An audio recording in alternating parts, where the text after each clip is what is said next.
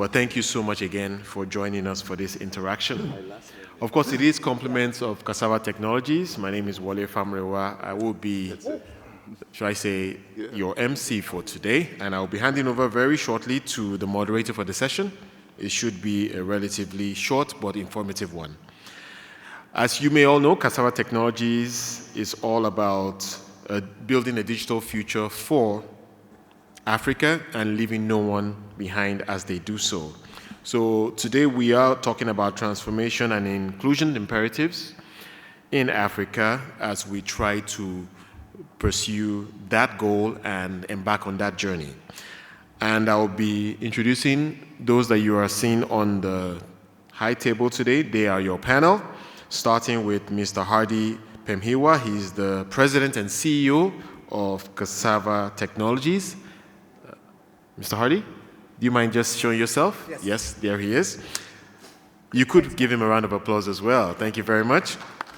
I know it's a small group, and you know everything in Cairo seems to be big, so the room is big, it's massive, you know. But hopefully it can still be intimate. Yeah. We also have Mr. Ibrahim Sagna. He is Director and Global Head Advisory and Capital Markets at the Afreximbank. Ibrahim? Good morning. Thank you for joining us today. And we have Mr. Tarek Wahibi. He's the Chief Commercial Officer at El Sewedi Technology Group. Thank you very much. And I will be handing over now to your moderator for this session. He is the CEO for North Africa and Senior Advisor AI at Cassava Technologies, Mr. Ahmed El Behari. Thank you very much. It's over to you, Ahmed. Thank you very much. Good morning, everybody. Again, thank you to be here that early. Much appreciated. Let me start by welcoming our guests, Mr. Pemhiwa, Mr. Ibrahim, and Mr. Mahdi. So our discussion today will be about digital transformation and inclusion imperative in Africa. I'll start by a very infamous subject for everybody of us, which is COVID-19.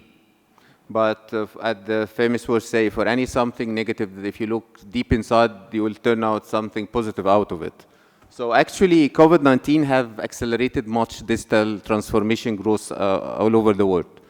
And governments and firms were pushed to implement digital transformation infrastructure in a more aggressive way than they ever planned. And nowhere on earth is there that eminent more than Africa here. So from that perspective, I'll start my questions to our dear guests. So Mr. Pemhiwa, how much do you think COVID-19 impacted digital transformation plan in Africa and in your organization as well? Great. Ahmed, thank you very much. Friends and colleagues, I almost wanted to say, maybe we should just fill just the first row and we have a conversation, a fireside chat, rather than to pretend that we are talking to you. So maybe the moderator will accept that we actually have just a conversation with you. But thanks everyone for coming, and thanks Ahmed for that question. We run Africa's internet backbone. We've got 100,000 kilometers of fiber from Cape Town to Cairo, and we cover 300 towns and cities in between. So we have a bit level understanding of the data growth between March 2019 and today. And what we have seen and I'm going to pick a small place in a big country. So if you pick a place like Kananga in the middle of the Congo, where we put up a fiber cable during the COVID pandemic, the highest capacity that they had before we put this fiber link was really, just around 20, 30 megabits per second. I think for some of you, you remember the days of, those modems that you would connect and they would make some sound. I'm dating myself here. Today, the average consumption of data in some neighborhoods of Kananga is almost a gigabyte per month in some households. I mean, this is a 1,000-fold increase. In parts of Nairobi and Johannesburg, I mean, we measured when we put a high-speed link into a place in Kenya called Umoja, which is one of the informal settlements in Kenya. Before COVID-19, average consumption in the whole area was 160 gigabytes a month.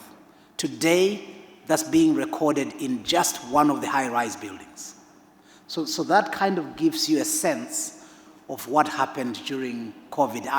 I don't think that any of our marketing people could have ever managed to encourage people to consume data at that level. So there is something good that came out of COVID. Thank you. Thank you, Mr. Pepiva. Mr. Ibrahim, will you comment on that as well? So I'll just echo the sentiment of Hardy and the moderator that we're grateful to have you guys here for breakfast, because I'm sure that you could have stayed in your beds longer on a Friday. So I'll start with the thanks and confirm that the pandemic has been a coin with two sides. It felt as first as something negative, but I think we will look at this, all of us, as a net positive, at least for the territory we're covering today, which is digital. It is an accelerator for us as humans to really evolve to a next stage. So I'll take the example of something that happened multi-thousand years ago, which is when we progressed from a species that used to be a hunter-gatherer to a farmer, and what translated in between. So when you are a hunter-gatherer, you basically, the strongest, fastest man wakes up in the morning, risk his life to go bring the meat. So the upside is there's going to be temporary food. The downside is you could die. And that happens on a daily basis. But that is how it used to function.